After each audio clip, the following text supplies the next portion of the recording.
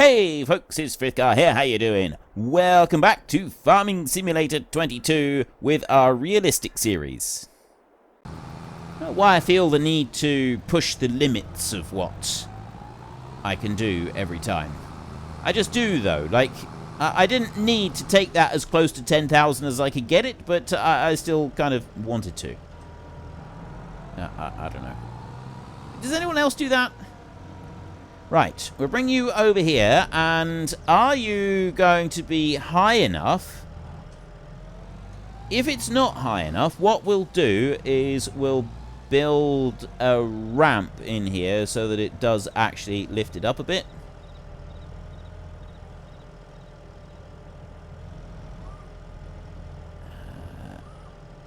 Let's push you back round a bit. It needs to... Oh. Don't tell me it's got to go right over the other side of it. Right, this thing is definitely too low down, but... This is problematic, isn't it? I can see this is going to cause us problems. That's too tight over that way. There's got to be a sweet spot for this. Right, apparently there isn't a sweet spot for this. I really, really hate this. I really hate this. This is just infuriating. Why design it so that you're forced into one particular line of gameplay? I really hate that.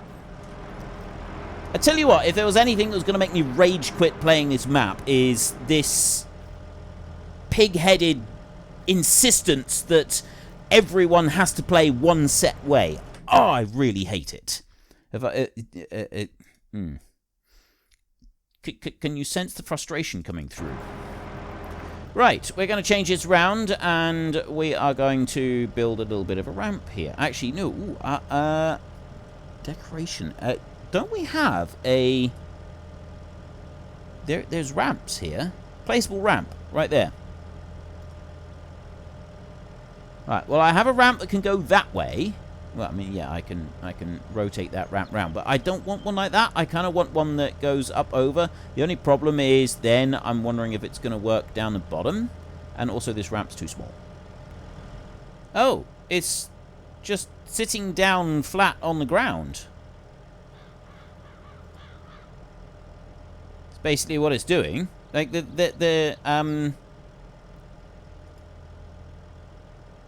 what I was thinking is if I dump it out like that, maybe I can... Yeah, this isn't going to work very well, is it?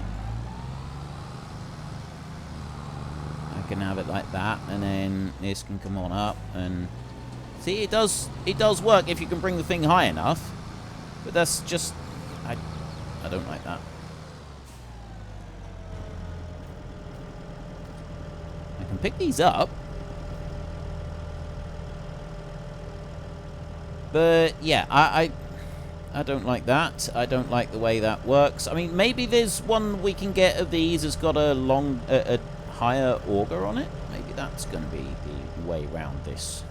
I think well, that's what we're going to have to do. I think we're going to have to go with sort of do it that way around. Right, I'm just trying out this one here from Stevie. It's...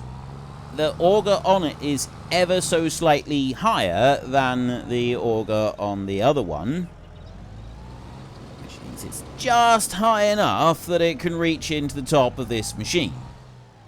Only just, but it does do it. So I'm going to keep this one. I've actually only leased this one for now, but we'll do that. We'll keep it like that. So we've now got this, which means that we've got protein for animals here.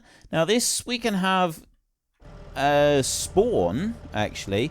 This is the other reason that I didn't want to...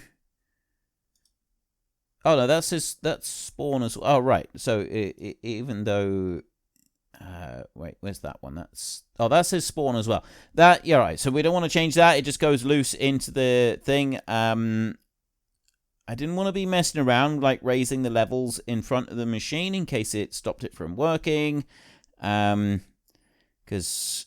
if they've gone to the trouble of making sure that this one doesn't work with certain ways, like we can't go and put things in it just via a trailer, you've got to be able to put it into the top, that sort of thing. If they've gone to the trouble of making you do that, then it's probably not going to work very well if we've got it on really unlevel ground and stuff as well. So yeah, I'm not going to take chances with that. I'm just going to leave it. We'll go with that, and we'll go with this one. This tractor struggles a bit with this massive, great big thing that we've got right here, but at least this one works. So we've kind of got a little bit of a workaround on these really, really awful, badly designed machines. If I get very much more like this, I'm thinking I'm just going to rage quit this map. Right, that's that bit done. That's finished. It's amazing how something like that sours the whole experience for me. Like, I like this map, and I want to keep liking this map, but there's little things like that where I'm being forced into set styles of gameplay if I want to be able to really use what the map has to offer. I'm being forced to play someone else's style, and I hate that. I really do. It's soured the whole experience for me now. It's just really, really irritated me incredibly. Like, it really has. I'm really quite annoyed by that, because there's no need for it at all. There's absolutely no need for that whatsoever. And there's other little things on this map like that make me sort of think that it's not just a one-off. It's not just a, oh, well, they've done it there as a little bit of oversight. There's other little bits here and there where it's kind of railroading you into a particular style of gameplay, which is something that I utterly despise. I really do. I've always hated that. Never ever at any point have I enjoyed being forced into a particular style of gameplay, because I play in all different kinds of ways. I like sometimes to play realistically. I like sometimes to play in a completely crazy, unrealistic fashion. And I want to be able to choose how and when I do that. I want to play however I want to play. I don't want to be forced into one particular mode because the person that created the map decided that that's how it should be done. I don't care what the person who made the map thinks should be done. I want to be able to play the game how I want to play the game. And as soon as I find a map is railroading me into a particular style, I lose interest in the map immediately and instantly. And I can already feel this map is starting to feel a bit sour to me. I do want to like this map. I want to continue doing more things with it. But yeah, I don't like being forced into these weird workarounds when I want to just be able to play the way that I want to play. Anyway, I'll at least do this sugar beet harvest, and we'll get that bit done, and then I'll make a hard decision about whether or not I continue doing a series on here, or if we just move on somewhere else. Because a few of you were saying that actually you quite like the idea of me going and doing something that I was doing, I think it was back in FS17, where basically I kind of just do a little bit of gameplay on a map and then move on. But it wasn't an unrealistic thing. It was so do realistic gameplay, just go to a map, do a little bit of realistic gameplay on there, even if that means taking out a massive, great big loan at the start, just to kickstart a few things. Have a look at what the map has to offer for 3 or 4 weeks, and then jump to another one, and just sort of keep doing that. I was thinking of staying here a bit longer, because I quite liked the idea of building up a farm a little bit, but yeah, I'm not so sure that I really want to. We'll see. Maybe the sour taste in my mouth from these little machines that we've got may subside a little bit, and I can overlook that. But if we get this done, I want to be able to sell some milk from the sheep and a few little things like that, and then I'll make a decision. this is the bit that I was quite looking forward to with this field, is the going along the top edge up here. I was curious as to how the harvester was going to be able to cope with the steep ground, and whether or not we're going to be able to harvest very well on the side of the slope as well. Like, this is something, because you look at that, how cool does that look? Like, seriously, how cool is that? The way that that is, the suspension and everything is still keeping it upright, even on that. That is absolutely awesome. I love that. And yeah, it's reached the point, it's so steep that we're actually kind of leaning over a bit. If you were doing this in real life, there is no way you would attempt this with that much in there.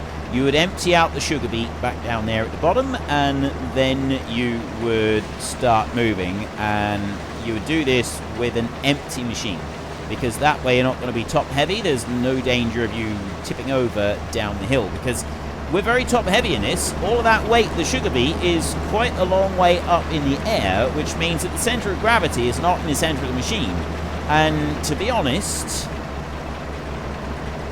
that point there could very well be past the center of gravity.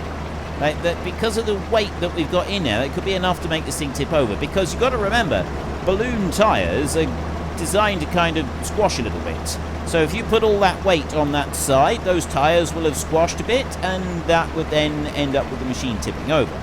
It's not a good thing. We're going to move on past. So that was the steepest bit that we've gone and done there. We can go past that bit without too much trouble. It's still leaning over an awful lot. It's kind of the actual machine itself is leveling out a lot more now, so that was the worst bit back down there, and then one cutter's width between there and the field, and there we got another little steep bit up here on the edge of where we had our greenhouses. We can ignore the rest of those. Right, am I going to get all the way round before we need to empty out? I think I am, actually. It's only this little bit over here. So there, you can see us with the wheels there on the back. He's still kind of, I really like that self-leveling type approach that it's got going on there. That's really cool. I like that. And we'll come on round here like this. And we have done one complete circuit of the field. And we're not quite filled up on the machine just yet. So let's just back up over this way, and I'll take a little bit more of a pass on there, like that, and then I'm going to do that again so that I've got a bit of a straight line down that side of the field right there. Drop that down. There we go, that's better. Bring you around here and kind of get to go about that point right there. Okay, let's start putting that one out so that it's ready for that trailer. And how far can I go on round? Not very much further, because we get a lot of crop out of this field, don't we? 5 more litres there. Right, that bit is done. Can I squeeze the trailer in underneath there with all these trees down the side? Don't know. How much milk have we got now? Got 2 churns on there. Okay, so next up is you. I do have that one sticking up a little bit, which is potentially going to catch up on some branches on the side of the trees. Hopefully it won't, though. Yeah, just enough room that I've left us on the edge of the field right here, so that's going to work out just fine. So you can just tuck in there, all neat and tidy like, and I'll shut you off as well, and then I'll jump back to this one so that we can do a little, well, we'll do one more pass around the field, I think, and then we need to go and get started on, so we've got some other jobs that we want to do as well. We want to get going with some ploughing and things like that. So yeah, I might have been ready to rage quit a little while ago, but I'm going to keep going as though I'm planning to stay here for a while. So that means that we need to also go and get some ploughing and things like that done. Let's fold you up again. And we're away. I do like the 4-meter cutter that we've got on the front of this thing. It's actually really good. There's another one on one of the mods. It's like 5.6 meters or something like that. And it's one that I sort of thought about using, but it's... The actual capacity of the machine that it goes on is a 30,000 litre one. I'll show you in a minute. Because I actually thought it was really good. If we go to Beet Technology right here, and it's that one there, 5.4 meters. But if you look, oh no, the combination is there. If we have a look at the machine that it goes with, it's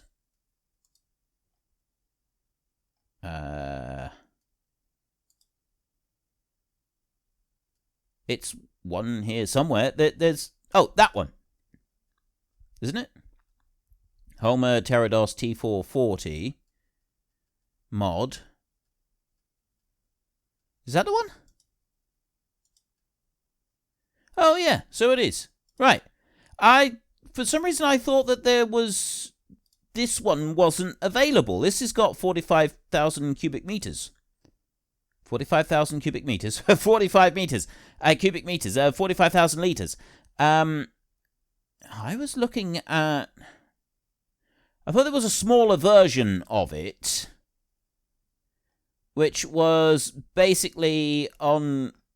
sort of basically like that one with just 30 cubic meters in it. And, oh, it's there. The Homer Pterados package mod there. I thought it was just that one. I didn't realize that there was actually another one here. And I completely missed that on my other playthrough. Huh. I will have to go back to that some other time. But anyway, that was a different playthrough. That wasn't anything to do with this one. But that's good to know. It's so yeah, 5.4 meters wide on the harvest bar. And it does actually work. Like, it's not like a thing that's an unrealistic thing. If you have a look at the rollers and everything on there, they do actually make them now. They're wider than the machine. And it is quite a normal thing. I don't know how big they do make them. This one here in the game, it's obviously is 4 meters wide. So I don't know if there are bigger ones than that in real life, or if 4 meters is about the limit. But I wouldn't be surprised to find out that there are bigger ones than that. That sort of seems like a fairly reasonable assumption to make, that there would be some slightly bigger ones. I mean, yes, it would require a fairly robust and powerful machine to be able to operate it, but I don't think it's out of the realms of realism to see something like that. Now, we're going up around onto the steep ground again. So, yes, in theory, we should have already emptied out our machine, because the last thing we want is those tyres on this side to squish down and thus result in us toppling down across the field. I really love the way that it does that, though. Like, it's tilting that machine over as far as it possibly can in order to desperately try and stay upright, and then you've got me cruising along, quite obliviously, trying to get the machine to tip over. Well, technically I'm not trying to get it to tip over, but you'd think I might as well be. Right, let's, yeah. Do it like that. And then go up like that.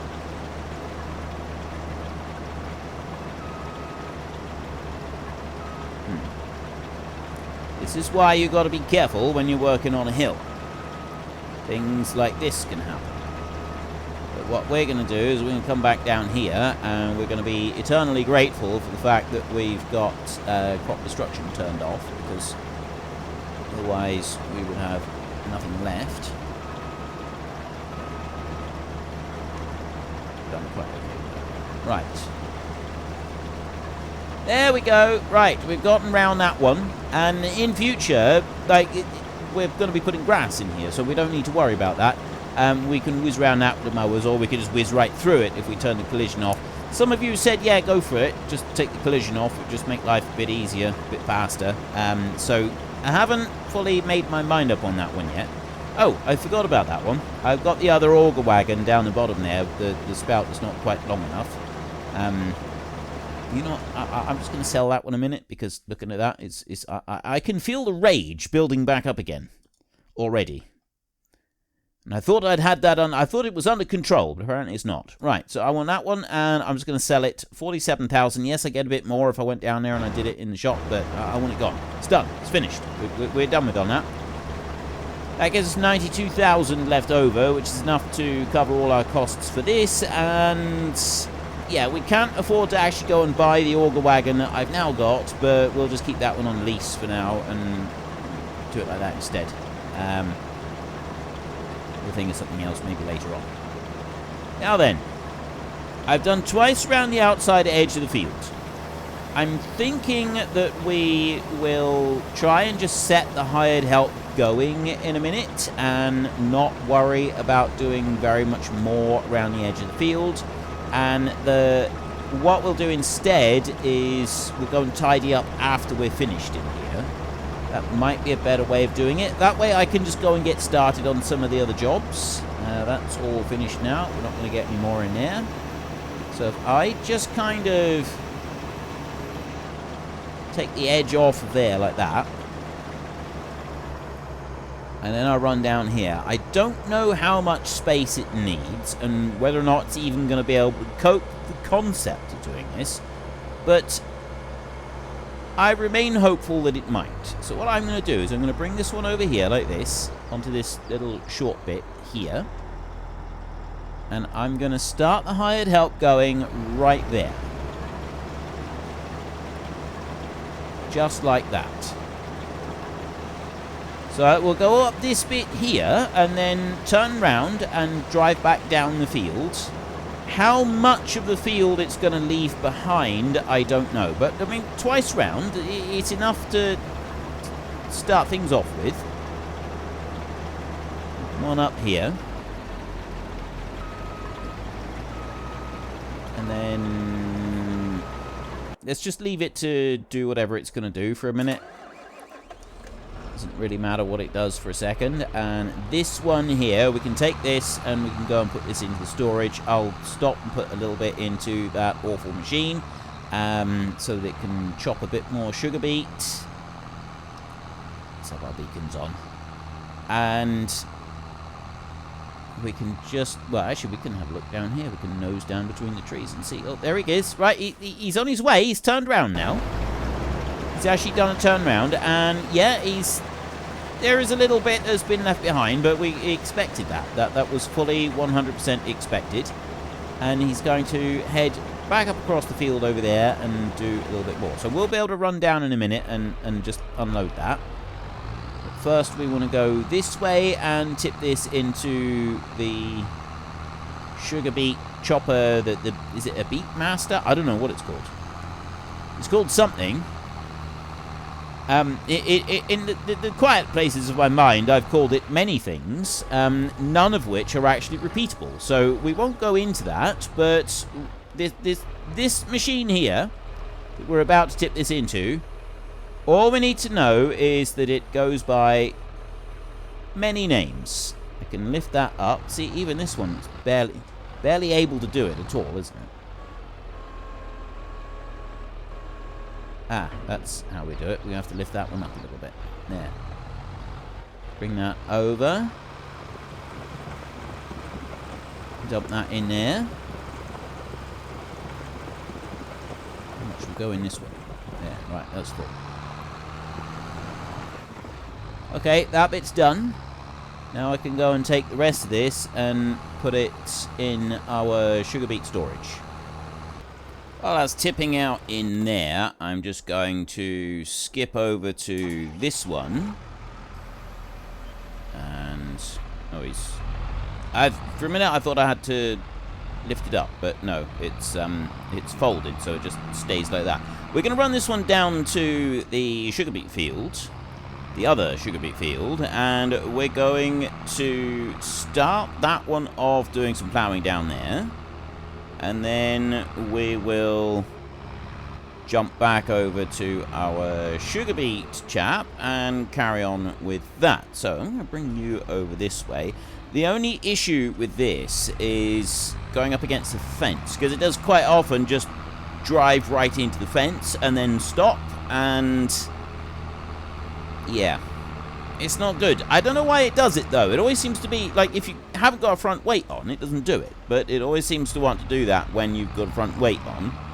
So we will see, and maybe it will, maybe it won't, but I want to do it up and down this way because that's the longest run on the field, so it would make sense to do it that way.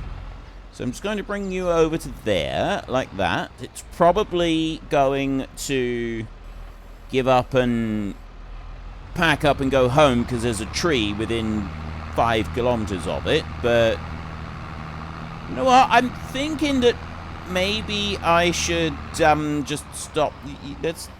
It did that bit alright, but let's just stop that for a second and actually just lift that front weight up.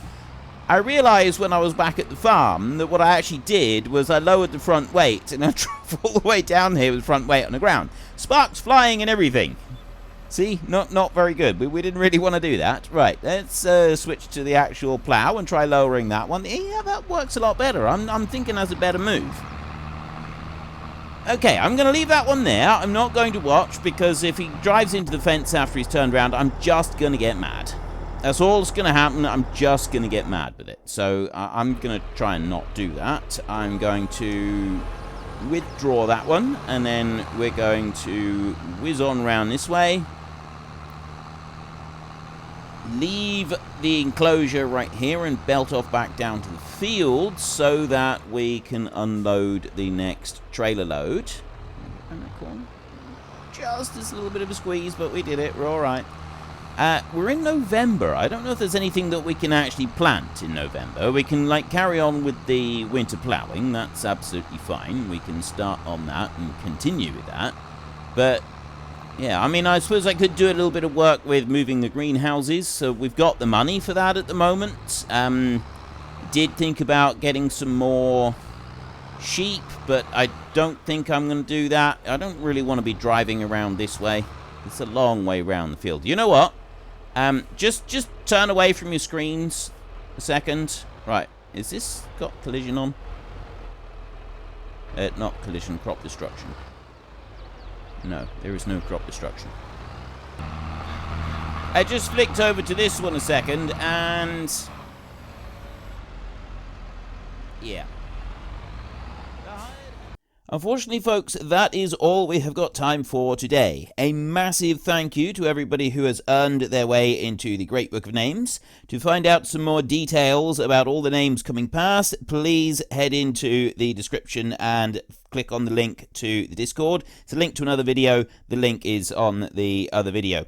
Please also consider checking out the links there for Nitrado, who provide gaming servers for games like Farming Simulator, Minecraft, Ark, and several others.